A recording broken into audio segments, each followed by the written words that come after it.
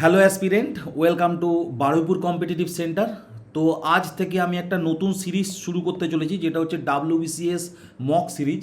কিছুদিনের মধ্যেই WBCS preliminary পরীক্ষা এবং আমি প্রত্যেক দিন সন্ধ্যে 7টায় একটা করে এরকম মক আনবো। প্রত্যেক দিন এক একটা করে বিষয়ের উপরে ভিত্তি করে হবে, যেমন আজকে পলিটি থেকে 25টা কোশ্চেন, নেক্সট দিন হিস্ট্রি, জিওগ্রাফি, এইভাবে প্রত্যেক দিন সন্ধ্যে 7টায় আমি আনবো এবং প্রতিটা প্রশ্নই গুরুত্বপূর্ণ। আমি প্রিভিয়াস ইয়ার কোশ্চেন এবং যে কোশ্চেনগুলো সাধারণত পরীক্ষায় আসে সেগুলো বিবেচনা করেই কিন্তু আমি এই প্রশ্নগুলো এনেছি এবং এখানে শুধুমাত্র আমি উত্তর দেব না, তার পাশাপাশি যে সমস্ত প্রশ্নগুলো আসতে পারে সেগুলো আমি ব্যাখ্যা করতে করতে যাব। তো তোমরা আমাকে জানাবে যে তোমাদের কত করে স্কোর আসছে। তো চলো আজকে শুরু করা যাক।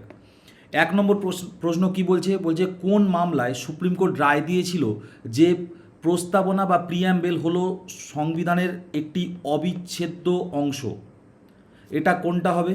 এটা হবে অপশান সি, কেশবানন্দা ভারতী মামলা 1973 সাল। দেখো, এই কেশবানন্দা ভারতী মামলা 1973 সাল, এইটাও কিন্তু পরীক্ষায় আসে যে এটা কত সালের মামলা। আর এই বেড়ুবাড়ি মামলা হচ্ছে 1960 সাল, যেটা হচ্ছে 3 বিঘা করিডোর নিয়ে। এইগুলোও মনে রাখতে হবে। গোলকনাথ মামলার সালটাও মনে রাখবে, মেনকা গান্ধী মামলার সালটাও মনে রাখবে, কেননা ডিরেক্ট কিন্তু অনেক সময় কেস তুলে দেয়। ঠিক আছে, এটা ডাব্লিউবিসিএস মেনেতে কিন্তু এই টেন্ডেন্সি দেখা গেছে। এছাড়াও এই যে প্রস্তাবনা বা প্রিয়াম্বেল ব্যাপারটা এসছে, এখান থেকে কী কী কোশ্চেন হতে পারে দেখো। এই যে প্রিয়াম্বেল, প্রথম কথা হচ্ছে জওহরলাল নেহেরু আমাদের যে কনস্টিটিউয়েন্ট অ্যাসেম্বলি, ঠিক আছে, সেখানে কী হয়েছিল? সেখানে হচ্ছে একটা অবজেক্টিভ রেজলিউশন পাস করেছিল, সেখান থেকেই কিন্তু আমাদের এই প্রিয়াম্বেলের জন্ম। এবং যদি বলা হয় যে প্রিয়াম্বেল কোন দেশ থেকে নেওয়া হয়েছে, তাহলে কি উত্তর হবে? প্রিয়াম্বেল ইউএসএ বা আমেরিকা থেকে প্রিয়াম্বেল নেওয়া হয়েছে। এবং আরেকটা কথা, প্রিয়াম্বেলের মধ্যে কিছু কথা যেমন হচ্ছে সোশিয়ালিস্ট, তারপর হচ্ছে সেকুলার, এই টাইপের কথাগুলো কিন্তু একটা টাইমে প্রিয়াম্বেলে ছিল না। ঠিক আছে, প্রিয়াম্বেলে পরবর্তীকালে অর্থাৎ 1976 সালে এই কথাগুলো ঢুকেছিল 42তম সংবিধান সংশোধনের মাধ্যমে। ঠিক আছে, এইগুলো খুব গুরুত্বপূর্ণ ইনফরমেশান, তোমাদের মাথায় রাখতে হবে। এছাড়াও আমাদের যে প্রিয়াম্বেলকে আই কার্ড বলেছিল, ঠিক আছে, আই কার্ড কে বলেছিল এটা তোমরা হচ্ছে আমাকে কমেন্ট করে জানাবে। প্রিয়াম্বেলকে সংবিধানের আই কার্ড বা আইডেন্টিটি কার্ড, এইটা কে বলেছিল? নেক্সট 2 নম্বর প্রশ্ন কি বলছে? বলছে লোকসভার প্রথম মহিলা স্পিকার কে? লোকসভার প্রথম মহিলা স্পিকার কে? এটা উত্তর হবে কি? উত্তর হবে মীরা কুমার, তাই না? 15তম লোকসভা, 15তম লোকসভার প্রথম মহিলা স্পিকার ছিলেন হচ্ছে ইনি। ঠিক আছে, এখানে তোমরা দেখতে পাচ্ছ সুমিত্রা মহাজন, ইনিও হচ্ছে কিন্তু লোকসভার স্পিকার ছিলেন। এছাড়াও এখানে দেখো প্রতিভা পাটিল আছে, তাই না? প্রতিভা পাটিল কি ভারতবর্ষের প্রথম ফিমেল প্রেসিডেন্ট, তাই না? প্রতিভা পাটিল হচ্ছে প্রথম ফিমেল প্রেসিডেন্ট। আর সরোজিনী নাইডু বলতে গেলে কি বলা যায়? সরোজিনী নাইডু বলতে গেলে কংগ্রেসের প্রত্যেক বছর যে সভা হতো, তাই না, সেখানে 1925 সালে সরোজিনী নাইডু কী হয়েছিলেন? সরোজিনী নাইডু হয়েছিলেন সেখানকার প্রেসিডেন্ট। আর সরোজিনী নাইডু হচ্ছে প্রথম ভারতবর্ষের ভারতীয় মহিলা হিসাবে কংগ্রেসের প্রেসিডেন্ট। ঠিক আছে, যদি বলা হয় কংগ্রেসের প্রথম প্রেসিডেন্টকে, তাহলে হয়ে যায় অ্যানি বেসান্ত। তোমরা এটা সবাই জানো, কংগ্রেসের প্রথম প্রেসিডেন্ট অ্যানি বেসান্ত 1917 সালে। কিন্তু যদি বলে কংগ্রেসের প্রথম ভারতীয় মহিলা কে প্রেসিডেন্ট হন, সেটা হবে কি? সেটা হবে সরোজিনী নাইডু। এটা কত? 1925 সালে। নেক্সট 3 নম্বর প্রশ্ন কি বলছে? বলছে সংবিধানের কোন অংশে মৌলিক অধিকার বা হচ্ছে ফান্ডামেন্টাল রাইট এইটা হচ্ছে বর্ণিত আছে? দেখো, এখানে অপশানে কি আছে? অপশানে পার্ট 2 আছে। পার্ট 2 তোমরা সবাই জানো, পার্ট 2 কত থেকে কত নম্বর আর্টিকেলের মধ্যে আছে? পার্ট 2 আছে আর্টিকেল 5 থেকে 11। এবং এখানে কি নিয়ে বলা আছে? এখানে বলা আছে সিটিজেনশিপ নিয়ে। ঠিক আছে, পার্ট 2 হচ্ছে সিটিজেনশিপ নিয়ে বলা আছে। তারপর দেখো পার্ট 4 আছে এখানে। পার্ট 4 কি? পার্ট 4 হচ্ছে ডিপিএসপি, অর্থাৎ directive principle of state policy, যেটাকে আমরা নির্দেশমূলক নীতিও বলে থাকি। সেইটা পার্ট 4-এ আছে। এবং এটা যদি আর্টিকেল বলা যায়, তাহলে আর্টিকেল কত? আর্টিকেল 36 থেকে 51। এবং পার্ট 4-এর এ, এটা কত? এটা হচ্ছে আর্টিকেল 51-এর এ। এবং এখানে কিসের কথা বলা আছে? এখানে বলা আছে ফান্ডামেন্টাল ডিউটির কথা বলা আছে, তাই না? তাহলে পড়ে রইল কে? পার্ট 3, অর্থাৎ পার্ট 3কেই হচ্ছে ফান্ডামেন্টাল রাইট বা হচ্ছে মৌলিক অধিকারের কথা বলা আছে, যেটা কত থেকে কত নম্বর আর্টিকেলের মধ্যে বলা আছে? যেটা আর্টিকেল 13 থেকে শুরু করে আর্টিকেল 35 পর্যন্ত এখানে কিন্তু এই জিনিসগুলো বলা আছে। নেক্সট 4 নম্বরে কি বলছে? ভারতের নির্বাচন কমিশন অর্থাৎ ইলেকশন কমিশন অফ ইন্ডিয়া কত নাম্বার আর্টিকেলে অনুযায়ী গঠিত হয়, ঠিক আছে। ইলেকশন কমিশন অফ ইন্ডিয়া, এই মুহূর্তে তোমরা জানো আমাদের ভোট মানে কিছুদিন আগেই ভোট কমপ্লিট হয়েছে, সরকার পরিবর্তন হয়েছে, সেখানে ইলেকশন কমিশনের একটা বিশাল বড় ভূমিকা ছিল, তাই না। এবার কোশ্চেন হচ্ছে এই ইলেকশন কমিশন এটা হচ্ছে কত নাম্বার আর্টিকেলে বর্ণিত আছে। দেখো আর্টিকেল 280 খুব ইম্পর্টেন্ট, এটা মাথায় রাখবে, এটা হচ্ছে ফিন্যান্স কমিশন, ঠিক আছে। ফিন্যান্স কমিশন কত, আর্টিকেল 280, ঠিক আছে। তারপর দেখো আর্টিকেল আছে 315, আর্টিকেল এই 315 কি আছে, আর্টিকেল 315 আছে ইউপিএসসি, ঠিক আছে। তারপরে আছে আর্টিকেল 324, এখানেই হচ্ছে কি, এখানেই হচ্ছে ইলেকশন কমিশনের কথা বলা আছে। ইলেকশন কমিশন কত, আর্টিকেল 324, ঠিক আছে। আচ্ছা এইবার বলে দিই ফিন্যান্স কমিশন, তো কারেন্ট অ্যাফেয়ার্সের দিক থেকে একটা কোশ্চেন আসতে পারে যে বর্তমান ফিন্যান্স কমিশনার কে, ঠিক আছে। এই মুহূর্তে বর্তমানের ফিন্যান্স কমিশনার কে, সেটা হচ্ছে কী হবে, সেটা হচ্ছে অরবিন্দ পানাগড়িয়া, ঠিক আছে, অরবিন্দ পানাগড়িয়া। আচ্ছা ইউপিএসসি চেয়ারম্যানকে, এটাও আসতে পারে, ইউপিএসসি চেয়ারম্যান হচ্ছে কি অজয় কুমার, তাই না। ইউপিএসসি চেয়ারম্যান হচ্ছে অজয় কুমার। আর election commission, total election commissioner কটা থাকে, 3টে থাকে, একটা হচ্ছে চিফ আর দুটো হচ্ছে ইলেকশন কমিশন। তো বর্তমানে ভারতবর্ষের চিফ ইলেকশন কমিশনারকে, বর্তমানে ভারতবর্ষের চিফ ইলেকশন কমিশন হচ্ছে কে, জ্ঞানেশ কুমার, তাই না। যিনি আমাদের এখানে ভোট পর্ব আর কি খুব মানে বলা হচ্ছে যে ম্যান অফ দ্য ম্যাচ উনিই হয়েছেন আর কি, ঠিক আছে। কোনো ভোটেতে মানে পশ্চিমবঙ্গে আমার যবে থেকে জ্ঞান হয়েছে, আমি তবে থেকে শুরু করে এখনও পর্যন্ত আর কি, আমি সবসময় দেখতাম ভায়োলেন্স হতো, সেই ছোটোবেলাতেও দেখতাম আর পরেও দেখতাম, কিন্তু এই বছর ভায়োলেন্সটা অনেক কম হয়েছে, তাই না। জ্ঞানেশ কুমারকে অনেকে থ্যাংক ইউ জানাচ্ছিল, তো নামটা মনে রাখবে, কারণ ইলেকশন কমিশন নিয়ে এত কিছু হয়েছে তো আমাদের এখানে, সুতরাং এইটা কিন্তু আসতেই পারে জ্ঞানেশ কুমার। নেক্সট 5 নম্বরে কি বলছে, রাজ্যসভার সদস্যদের কার্যকালের মেয়াদ কত। এটা কি হবে, এটা হবে 6 বছর। দেখো আমি সবসময় বলি, এইটা ধরো পার্লামেন্টে আমি কি বলি, পার্লামেন্ট হচ্ছে 3টে জিনিস নিয়ে গঠিত, একটা কি, একটা হচ্ছে রাজ্যসভা, একটা হচ্ছে লোকসভা, আর মাঝখানে হচ্ছে প্রেসিডেন্ট, ঠিক আছে। রাজ্যসভার মেয়াদ কত, রাজ্যসভার মেয়াদ 6 বছর, প্রেসিডেন্টের 5 বছর, লোকসভারও 5 বছর। কিন্তু এখান থেকে আর একটা কোশ্চেন আসে যে রাজ্যসভা হচ্ছে কি স্থায়ী কক্ষ, কিন্তু রাজ্যসভার যে সদস্য তারা কিন্তু 6 বছর অন্তর অন্তর কিন্তু তাদের কিন্তু চেঞ্জ হয়, তাদের মেয়াদ কিন্তু শেষ হয়, নতুন সদস্যরা আসে। এখানে কিন্তু সদস্যর কথা বলেছে, যদি বলে রাজ্যসভার টেনিয়র কত, তখন কিন্তু এই অপশান ডিটা হতো, বোঝা গেল।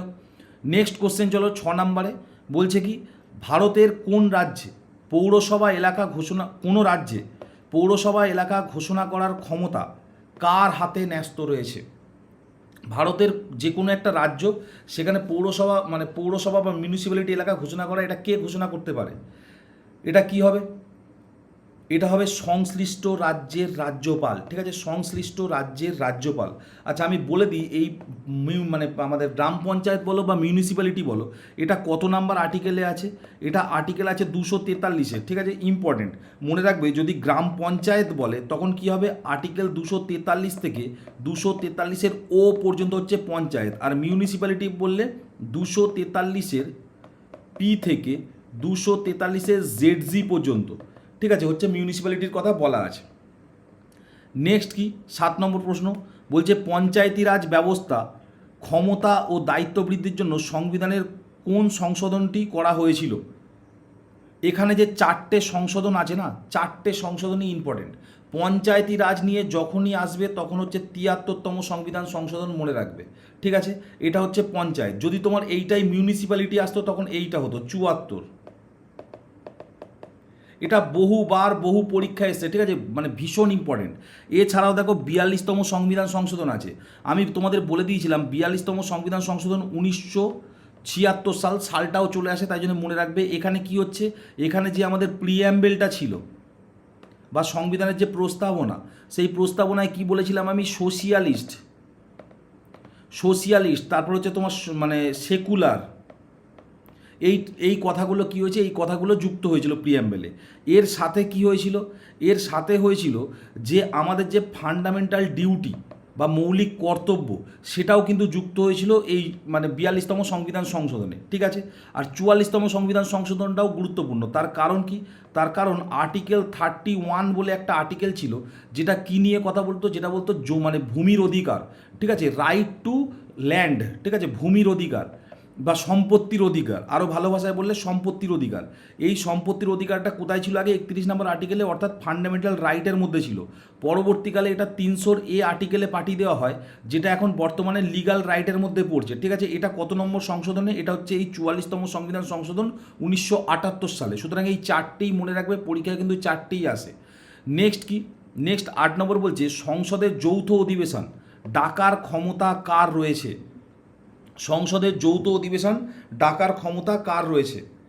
দেখো, এখানে অনেকেই স্পিকার বলতে পারে, কিন্তু সংসদের যৌথ অধিবেশন ডাকতে পারে হচ্ছে প্রেসিডেন্ট। ঠিক আছে, সংসদের যৌথ অধিবেশন ডাকবে কে? ডাকবে হচ্ছে আমাদের প্রেসিডেন্ট বা রাষ্ট্রপতি। এইবারে এই যে যৌথ অধিবেশন মানে কি? বেসিক্যালি কিছু না, এই তো পার্লামেন্ট। পার্লামেন্টের আমি কি বললাম? পার্লামেন্টের একদিকে হচ্ছে লোকসভা আর একদিকে হচ্ছে রাজ্যসভা, যে যার মতো আলাদা আলাদা ক্লাসে বসে থাকে। ধরে নাও দুটো ক্লাস স্কুলের, দুটো আলাদা আলাদা ক্লাসে বসে থাকে। এবার দুটো ক্লাস যেমন আমাদের হয় না, যেমন মাঝে মধ্যে কোনো ইমার্জেন্সিতে সব ক্লাসকে একসাথে হলরুমে ডাকা হয়, তেমনি একসাথে একটা ধরো যৌথ অধিবেশন হবে।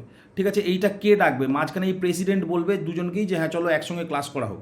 ঠিক আছে, তো এটা হচ্ছে যৌথ অধিবেশন। কিন্তু কথা হচ্ছে লোকসভায় যে ক্লাসের মনিটর হয় বা যে ক্লাসটা চালায় তাকে আমরা কি বলি? তাকে আমরা বলি স্পিকার। ঠিক আছে, আর রাজ্যসভায় যে চালায় সে কি? সে হচ্ছে ভাইস প্রেসিডেন্ট। তোমরা সবাই জানো লোকসভার প্রিসাইডিং অফিসার হচ্ছে কে? স্পিকার। আর রাজ্যসভার হচ্ছে ভাইস প্রেসিডেন্ট। ঠিক আছে, যিনি হচ্ছে রাজ্যসভার চেয়ারম্যান পদে থাকে। কিন্তু যখন এই রকম জয়েন্ট সিটিং হবে তখন তাহলে মানে আমাদের প্রিসাইডিং অফিসার কে হবে? কে হচ্ছে ওই সভাটা চালাবে?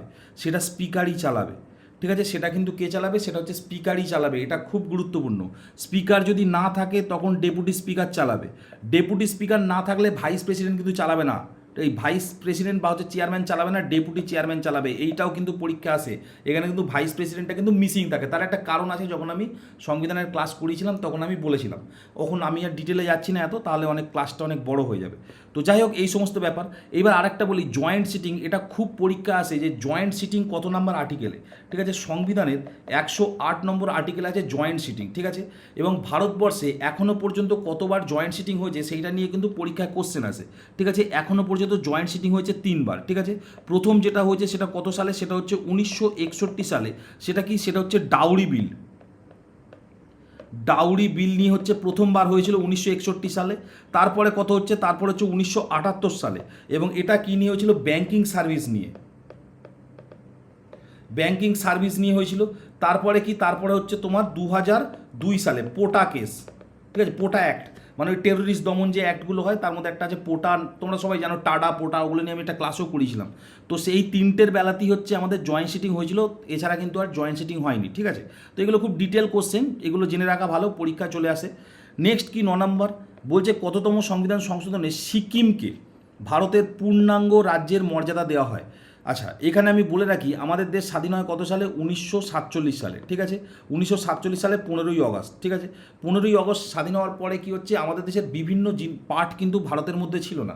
তার মধ্যে মানে অনেক পরে পরে কিন্তু অনেকে যুক্ত হয়েছিল, তার মধ্যে সিকিম একটা। ঠিক আছে, সিকিমের উপরে থ্রেট কী ছিল? সিকিমের উপরে থ্রেট ছিল চায়না যেমন তিব্বতকে ক্যাপচার করে নিয়েছে, সিকিমকেও ক্যাপচার করে নিতে পারে। তাই জন্য কি হচ্ছে? ভারতবর্ষ অফার দেয় যে 35তম সংবিধান সংশোধন করা হয় 1974 সালে, করে বলা হয় সিকিমকে যে তোমরা আমাদের অ্যাসোসিয়েটেড স্টেট হিসাবে আমাদের এখানে থাকতে পারো। ঠিক আছে, 1 বছর আমাদের এখানে অ্যাসোসিয়েটেড স্টেট হিসাবে কে ছিল? সিকিম ছিল। নেক্সট তার পরের বছরই কী করা হচ্ছে? তার পরের বছরই 36তম সংবিধান সংশোধন করে কি করা হচ্ছে? সিকিমকে আমরা পূর্ণাঙ্গ রাজ্য হিসাবে, ঠিক আছে, আমাদের দেশে নিয়ে চলে এলাম। ঠিক আছে, এবং মানে একদম মানে সিকিম কত সুন্দর একটা জায়গা আমাদের দেশে চলে এলো, তাই না? গ্যাংটক তার রাজধানী, সবাই ঘুরতে টুরতে যায়। তো এবং 1975 সালে, এটা কিন্তু স্বাধীনতার অনেক পরে। ঠিক আছে, প্রায় হচ্ছে তোমার যদি 1950 সাল থেকেও ধরি, প্রায় 25 বছর পরে, ঠিক আছে, আমাদের দেশে কিন্তু এটা যুক্ত হয়েছে। ঠিক আছে, এইবার এই যে সিকিম নিয়ে যদি কিছু বলতে চাই, তাহলে সিকিমের একটা খুব গুরুত্বপূর্ণ, যেটা তোমাদের জিওগ্রাফি বা পরিবেশের কোশ্চেনে চলে আসতে পারে, সেটা হচ্ছে অর্গানিক স্টেট। ঠিক আছে, অর্গানিক স্টেট বলা হয় সিকিমকে। কেন না? এখানে কোনো সার ইউজ করা হয় না। ঠিক আছে, কোনো রকম কোনো কেমিক্যাল এই সমস্ত ইউজ করা হয় না ওদের মানে চাষবাসের জন্য, যার ফলে কি হয়? যার ফলে কিন্তু হচ্ছে ওখানের মানে মানে ফসল বলো বা যে কোনো সবজি বলো, সেগুলো খুব ডিমান্ড। দেখবে দিল্লিতে দেখবে খুব ওই সিকিমের মানে আইটেম বলে বিক্রি করা হয়। ঠিক আছে, সিকিমের আইটেম মানেই কিন্তু দাম বেশি, যে কোনো ওই সবজি, শাকসবজি, এই সমস্ত জিনিসে। যাই হোক, সিকিমে একটা ফেস্টিভ্যাল হয়, এটাও বলে দিই, সেটা হচ্ছে লোসং বলে একটা সিকিমে ফেস্টিভ্যাল হয়। আর সিকিমের যে চিফ মিনিস্টার, ঠিক আছে, প্রেম সিং তামাং, তাই না, প্রেম সিং তামাং হচ্ছে সিকিমের হচ্ছে তোমার চিফ মিনিস্টার, প্রেম সিং তামাং, এগুলো মনে রাখবে। এছাড়াও 42তম সংবিধান সংশোধন আছে, এটা আমি আর তো বলছি না, কেন না, আমরা কি মনে রাখবো যে প্রিয়াম্বেলে কী কী হয়েছিল, সোশ্যালিস্ট এবং হচ্ছে তোমার সেকুলার, এই কথাগুলো এসেছিল। 44তম সংবিধান সংশোধনের সম্পত্তির অধিকারটা চলে যায়, তাই না। এগুলো বারবার কেন দিয়েছি আমি, আর বারবার বলছি কেন, পরীক্ষায় বারবার আসে বলে, ঠিক আছে। নেক্সট হচ্ছে কি, ভারতের মহান্যায়বাদী বা হচ্ছে অ্যাটর্নি জেনারেল, যেটাকে আমরা শর্টে এজি বলি, ঠিক আছে, অ্যাটর্নি জেনারেল কার সন্তুষ্টির উপর পদে বহাল থাকে, এটা কার হবে, অ্যাটর্নি জেনারেল, এটা হবে ভারতের সুপ্রিম কোর্ট, ঠিক আছে।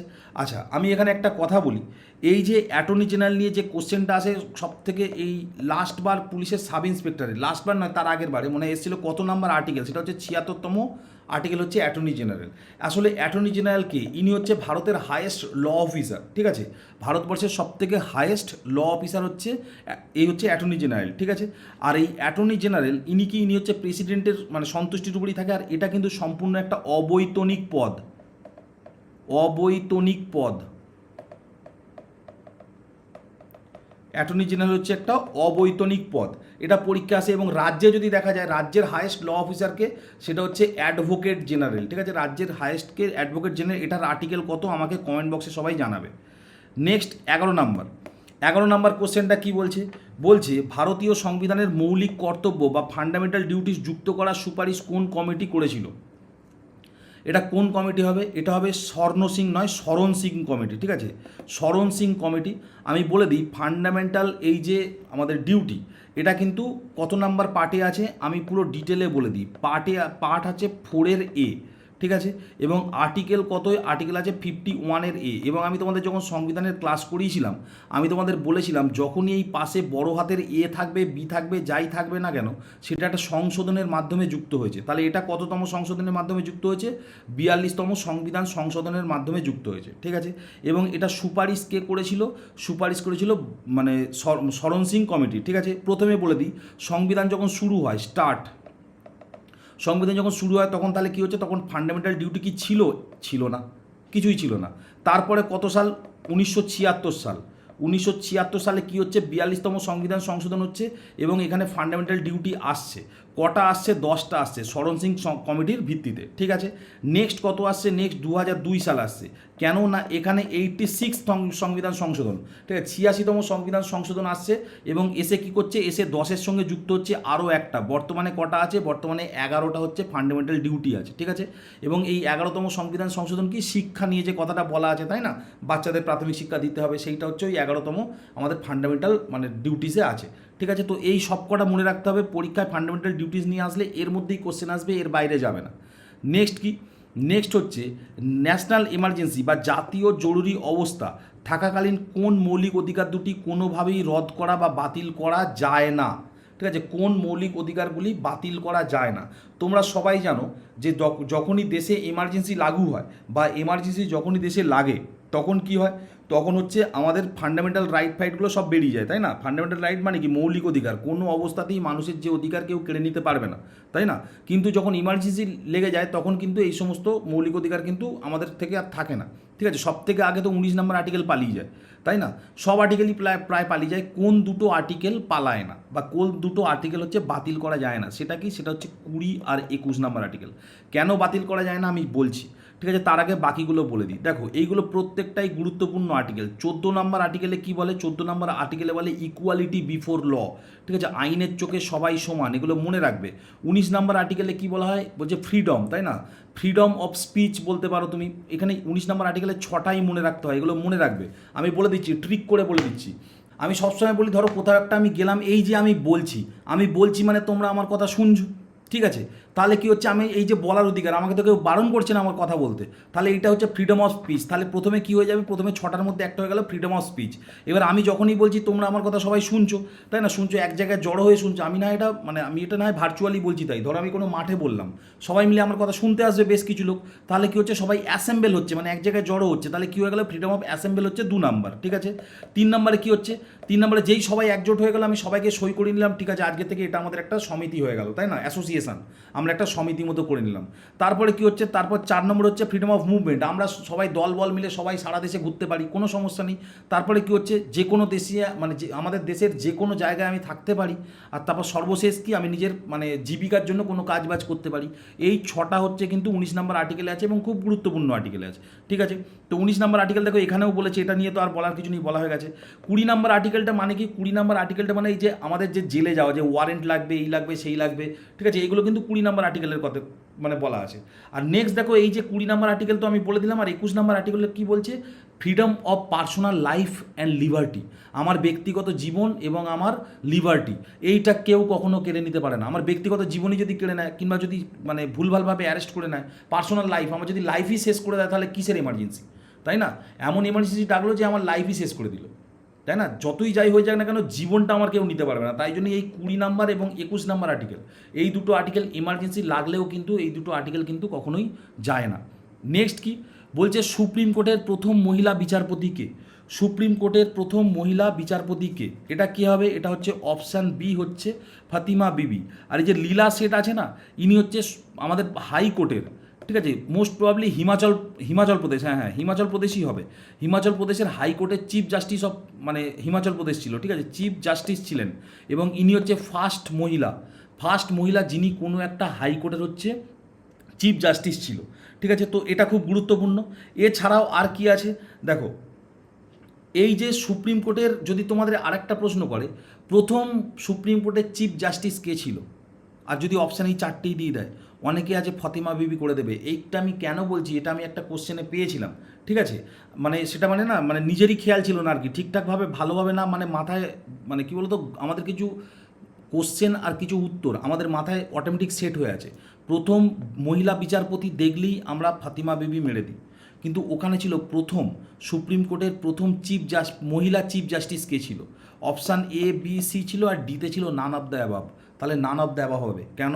কেন এই মুহূর্তে আমাদের চিফ জাস্টিস অফ ইন্ডিয়া, যেটা এখনও পর্যন্ত মহিলা এখানে কেউ হয়নি, চিফ জাস্টিস অফ ইন্ডিয়া হয়নি, ঠিক আছে, প্রধান বিচারপতি হয়নি, নর্মাল জাজ হয়েছে, সেটা তো এখনও আছে, নর্মাল জাজ 4জন আছে মোস্ট প্রবলি এখন, কিন্তু চিফ জাস্টিস অফ ইন্ডিয়া হয়নি। একজন মহিলা ছিলেন, তার নাম কি, কোহলি বেশ, আমি নামটা ভুলে যাচ্ছি, ওনার চিফ জাস্টিস হওয়ার একটা সম্ভাবনা ছিল, তবে সেটা এই মুহূর্তে মনে হয় আর নেই।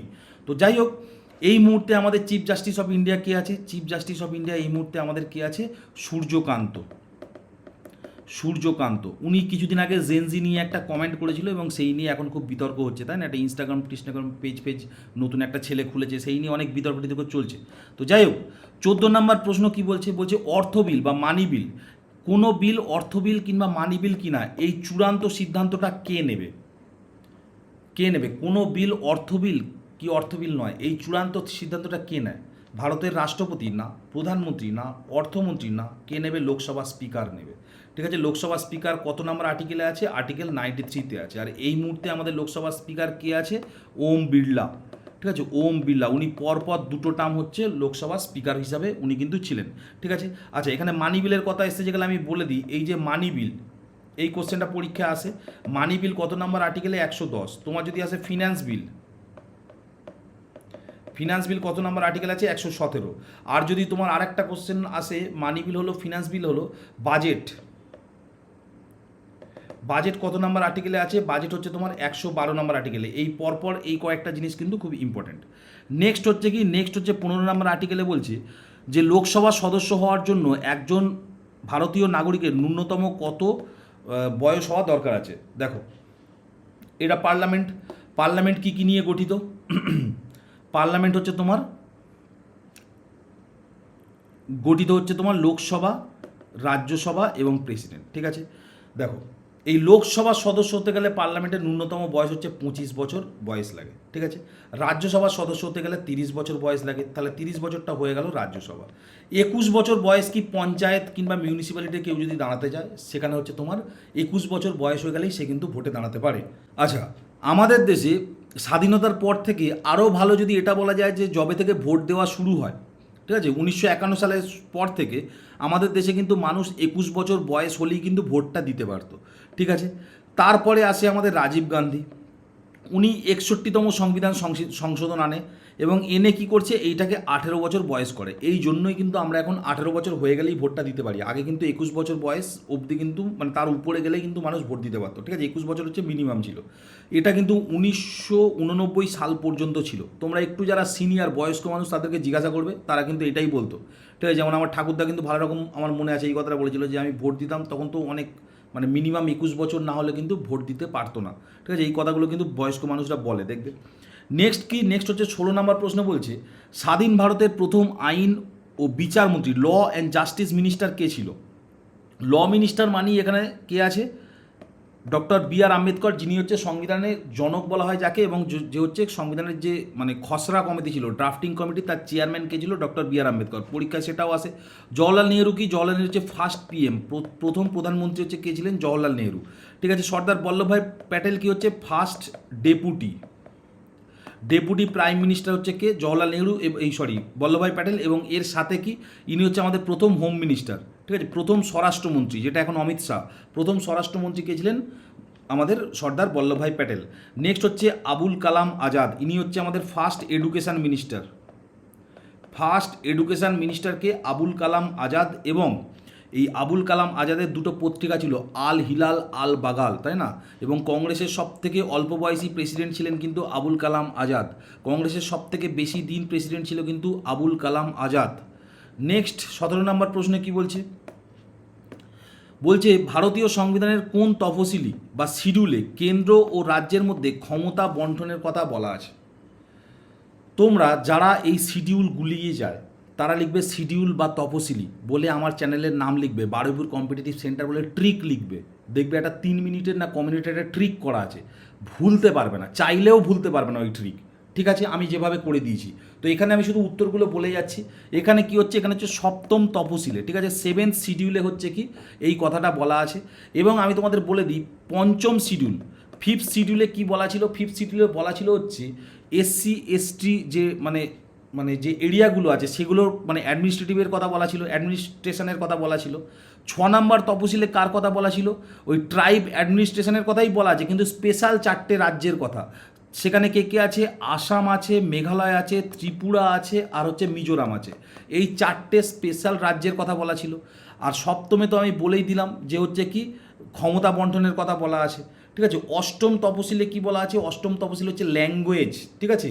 ল্যাঙ্গুয়েজ, এই মুহূর্তে ভারতবর্ষের 22টা ভাষা, তাই না? 22টা ভাষা, প্রথমে 14টা ছিল, কিন্তু 21 নম্বর সংবিধান সংশোধনী করে কি আনা হয়েছিল? সিন্ধি ভাষা আনা হয়েছিল। তারপর 72 নম্বর সংবিধান সংশোধনীতে, 72 নয় 71 নম্বর সংবিধান সংশোধনীতে কি আনা হয়েছিল? নেপালি, মণিপুরি, কঙ্কনি আনা হয়েছিল। তারপরে হচ্ছে তোমার 92তম সংবিধান সংশোধনী কী করা হয়েছিল? সাঁওতালি, মৈথিলি, বোড়ো, ডোগরি, এই কটা ভাষা আনা হয়েছিল, সব মিলিয়ে 22টা। এগুলো পরীক্ষায় প্রত্যেকটা কোশ্চেন আসে। 10ম তপশিল খুব ইম্পর্টেন্ট, এটাও রাজীব গান্ধী এনেছিলেন, ঠিক আছে। রাজীব গান্ধী এনেছিলেন। রাজীব গান্ধীর নাম এতবার আসছে, তাহলে এটাও বলে দিই, ইনি হচ্ছে আমাদের এখনও পর্যন্ত সবথেকে জুনিয়র মোস্ট প্রাইম মিনিস্টার। সব থেকে অল্প বয়সী প্রধানমন্ত্রী কে ছিলেন? রাজীব গান্ধী ছিলেন। আচ্ছা, যাই হোক, তো ইনি 52 সংবিধান সংশোধন এনেছিলেন। এবং সেখানে কি বলা হয়েছিল? সেখানে বলা হয়েছিল এই অ্যান্টি ডিফেকশন ল, এই অ্যান্টি ডিফেকশন ল হচ্ছে 10 নম্বর শিডিউলে আনা হয়েছিল।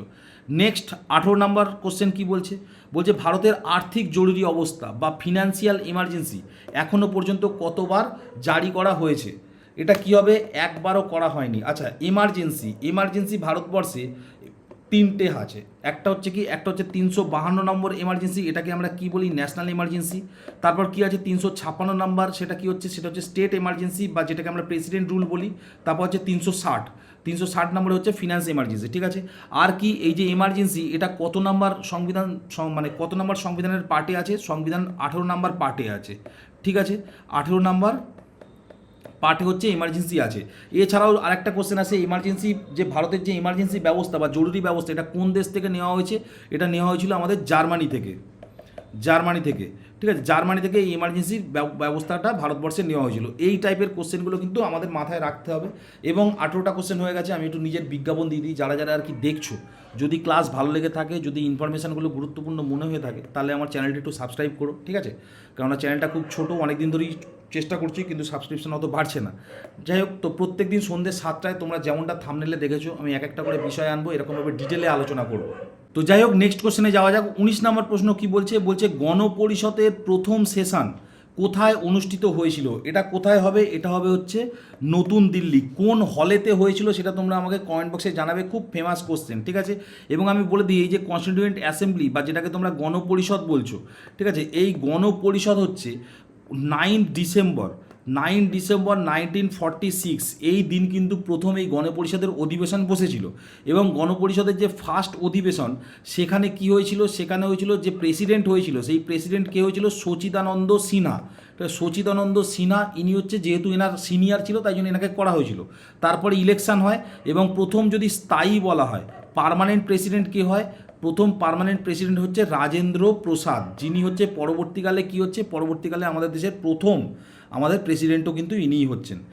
নেক্সট 20 নম্বর আর্টিকেলে কি বলছে, বলছে সংবিধানের কত নম্বর ধারা অনুযায়ী ভারতের রাষ্ট্রপতিকে ইমপিচমেন্ট বা পদচ্যুত করা যায়? ঠিক আছে, ভারতের রাষ্ট্রপতিকে ইমপিচমেন্ট করা যায় হচ্ছে 61 নম্বর ধারা অনুযায়ী, ঠিক আছে। এখানে দেখো আরও যে ধারাগুলো আছে সেগুলো সবই কিন্তু আমাদের রাষ্ট্রপতি রিলেটেডই ধারা। আর্টিকেল 52তে কি বলছে, যে আমাদের দেশে একটা প্রেসিডেন্ট থাকবে, এইটা হচ্ছে আর্টিকেল 52, ঠিক আছে। 56-এ কি বলছে, যে 56-এ বলছে কার্যকাল, রাষ্ট্রপতির কার্যকাল নিয়ে বলা আছে, এবং যেটা বলা আছে রাষ্ট্রপতির কার্যকাল থাকবে 6 বছর। 60-তে কি বলা আছে, 60-তে ওথ, শপথের কথা বলা আছে। এছাড়াও রাষ্ট্রপতির ক্ষমা করার ক্ষমতা, পার্ডনিং পাওয়ার, সেটা 72 নম্বর আর্টিকেলে আছে, এটাও কিন্তু পরীক্ষায় আসে। নেক্সট 21 নাম্বার, দল ত্যাগ বিরোধী আইন বা অ্যান্টি ডিফেকশন ল প্রথম কত সালে পাস হয়? আমি তোমাদের একটু আগেই পুরো ডিটেলে বলে দিলাম যে কে করেছিল, এটা রাজীব গান্ধী করেছিল 1985 সালে, ঠিক আছে। 1985 সালে কি হয়েছিল, এইটা করেছিল অ্যান্টি ডিফেকশন ল। এবং এর সাথে আরও কি করেছিল, এর সাথে হচ্ছে এইটা 10 নম্বর শিডিউল বা 10 নম্বর তফসিলে এটা যুক্ত করে দেওয়া হয়েছিল, তাই না। এবং 52তম সংবিধান সংশোধনের মাধ্যমে এই অ্যান্টি ডিফেকশন লটা আনা হয়েছিল। নেক্সট বলছে, লোকসভা বিরোধী দলের নেতার মর্যাদা পেতে গেলে সংশ্লিষ্ট দলকে মোট আসনের ন্যূনতম কত শতাংশ আসন পেতে হয়? লোকসভার এটা ন্যূনতম, এটাকে বলে LOP। আচ্ছা, আমি তাও বলে দিই, এই যে লাস্ট যে আমাদের পার্লামেন্টের এটা ছিল, ঠিক আছে, সেখানে কোনো LOP ছিল না, ঠিক আছে। LOP মানে হচ্ছে লিডার অফ অপোজিশন, ঠিক আছে। এইটা থাকতে গেলে মিনিমাম একটা ভোট পার্সেন্টেজ লাগে, ঠিক আছে, সিট পার্সেন্টেজ লাগে, ঠিক আছে। এই আমাদের লাস্ট দুবারে ছিল না, এখন আছে। তোমরা এখন দেখতে পাও যে আমাদের রাহুল গান্ধী, তারপর কংগ্রেসের যে ওই আছে না খাড়কে, তো এনারা আছে। তোমরা এটা কমেন্ট বক্সে আমায় জানাবে, কেননা এই কোশ্চেনগুলো এই সময় খুব গুরুত্বপূর্ণ। কেননা আমাদের স্টেটের ক্ষেত্রে, রাজ্যের ক্ষেত্রে শুভেন্দু অধিকারী কিন্তু এই LOP ছিল, লিডার অফ অপোজিশন। এই LOP কথাটা মানে শুভেন্দু অধিকারী আর কি বারবার কিন্তু নিজের মুখে বলতেন। উনি এখন মুখ্যমন্ত্রী হয়ে গেছেন, LOP কিন্তু বারবার নিজের মুখে বলতেন। এখন এই মুহূর্তে তৃণমূলের LOP কি আমি এখন জানি না, কিন্তু এই LOP মানে হচ্ছে লিডার অফ অপোজিশন। এটা কিন্তু খুব গুরুত্বপূর্ণ প্রশ্ন, তোমরা এটা কিন্তু কমেন্ট করে আমাকে জানাবে, ঠিক আছে। নেক্সট 23 নম্বর প্রশ্ন বলছে, ইউনিয়ন পাবলিক সার্ভিস কমিশন বা UPSC চেয়ারম্যান এবং তার সদস্যদের কে নিয়োগ করেন? এই টাইপের সমস্ত কোশ্চেনের উত্তর কী হবে, এই টাইপের সমস্ত কোশ্চেনের উত্তর হবে হচ্ছে আমাদের ভারতের রাষ্ট্রপতি, ঠিক আছে। UPSC চেয়ারম্যান, ঠিক আছে। তারপরে ধরো অ্যাটর্নি জেনারেল, যেটা 76তম সংবিধান মানে আর্টিকেলে আছে। তারপর যে CAG, controller and auditor general, যেটা 148 নম্বর সংবিধান সংশোধনে আছে, ঠিক আছে। সুপ্রিম কোর্টের জাস্টিস, সমস্ত জাস্টিস, হাইকোর্টের সমস্ত জাস্টিস, এগুলো সব কে করে? সব হচ্ছে রাষ্ট্রপতি, ঠিক আছে। তোমাদের যদি বলে CDA, এনআরএ নিয়োগ কে করে? যে কোনো ভারতের আর্মি চিফ যারা হয় তাদেরকে নিয়োগ কে করে? সব রাষ্ট্রপতি, ঠিক আছে। নেক্সট 24 নম্বর প্রশ্ন বলছে, উচ্চ আদালত বা হাইকোর্টের বিচারপতিদের অবসরের বয়স কত করা হয়েছে? দেখো, সাধারণ যারা চাকরি করে তারা 60 বছর। 62 বছর কাদের? 62 বছর হচ্ছে হাইকোর্টের জাজদের। 65 কাদের? 65 হচ্ছে সুপ্রিম কোর্টের জাজদের হচ্ছে অবসরের বয়স। নেক্সট 25 নম্বর প্রশ্ন এবং আজকের শেষ প্রশ্ন, সেটা কি বলছে, ভারতীয় সংবিধানের কত নম্বর ধারায় আইনের চোখে সমতা বা ইকুয়ালিটি বিফোর ল এটা বলা আছে। দেখো এটা অ্যাকচুয়ালি ইকুয়ালিটি বিফোর ল এবং ইকুয়াল প্রোটেকশন অফ ল, ঠিক আছে, দুটো কথাই এখানে বলা আছে। এটা কত নম্বর আর্টিকেলে? আর্টিকেল 14। আর্টিকেল 15টাও জেনে রাখো, এটা খুব গুরুত্বপূর্ণ, ঠিক আছে। এবং আর্টিকেল 15 বলে একটা সিনেমাও আছে, সেখানে বলছে prohibition of the discrimination on the ground of sex, caste, religion, race and birth place, ঠিক আছে। এটা খুব গুরুত্বপূর্ণ, মানে কারোর জন্ম, ঠিক আছে, লিঙ্গ, সে ছেলে না মেয়ে বা অন্য কোনো জেন্ডার, কিংবা সে কোথায় জন্মেছে, ঠিক আছে, তার জাত কী, তার ধর্ম কী, এই কোনো কিছুর ভিত্তিতে কাউকে ডিসক্রিমিনেট করা যাবে না বা বৈষম্যমূলক আচরণ কাউকে করা যাবে না। যেমন দেখবে রেলেতে উঠে কেউ যদি এইটা বলে যে ও আমার জাতের না, তাই আমি ওকে বসাবো না, এইসব বলতে পারবে না। পাবলিক প্রপার্টিতে এই সমস্ত জিনিস কেউ বলতেই পারবে না।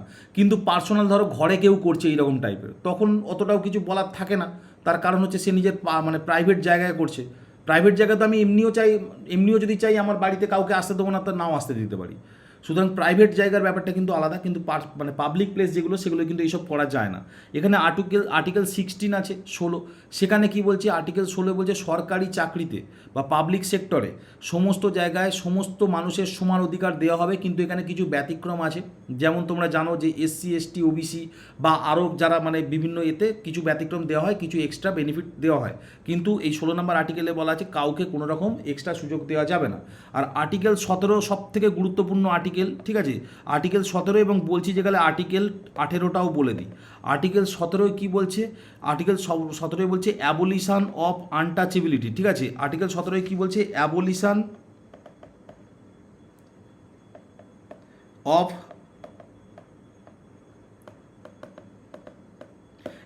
অফ আনটাচেবিলিটি মানে কি? অস্পৃশ্যতা দূরীকরণ, ঠিক আছে। মানে কাউকে যে ছোঁয়াছুঁয়ির যে ব্যাপারটা, এটা একটা টাইমে খুব বড় সমস্যা ছিল ভারতবর্ষে, এখনও বহু জায়গায় আছে, ঠিক আছে। যে কেউ যদি ভিন্ন জাতের হয়, ঠিক আছে, বা ভিন্ন রিলিজিয়ানের হয়, তাকে ছোঁবেই না। তো এই রকমের যে ব্যাপারটা, সেটা আর্টিকেল 17 দিয়ে রেখেছে, এবং এই জিনিসটা পুরো অ্যাবলিশড করা হয়েছে। এবং আর্টিকেল 18 আছে কি আছে? অ্যাবলিশন অফ টাইটেল, ঠিক আছে, মানে কারোর কোনো উপাধি নেওয়া যাবে না। যেমন আগেকার দিনে ধরো রায় বাহাদুর সাহেব আসছে, এই টাইপের উপাধিগুলো নিয়ে কী হতো? মানুষ মিসইউজ করতো। কিন্তু আমাদের দেখবে পদ্মশ্রী টদ্মশ্রী এগুলো দেওয়া হয়, সে এইগুলোই ঠিক আছে। কিংবা যারা ডাক্তার হচ্ছে, এডুকেশন ডক্টর নামের আগে লিখছে, সমস্যা নেই। কিন্তু যখন কেউ নিজের নামের আগে রায় বাহাদুর লিখতে চাইছে, তোমরা একটা জিনিস আমি একটুখানি বলে দিই, দেখবে যে তোমরা ভিভ রিচার্ড দেখেছো, ক্রিকেট খেলতেন একটা টাইমে, মানে আমি দেখিনি, মানে আমাদের বাবা টাবারা দেখেছিলেন, মানে ভিভ রিচার্ড বা হচ্ছে এই মুহূর্তে ধরো অ্যান্ডারসেন, এদেরকে স্যার বলা হয়, নামের আগে স্যার ভিভ রিচার্ড বলা হয়, খেয়াল করেছো? ঠিক আছে, তার কারণটা কি?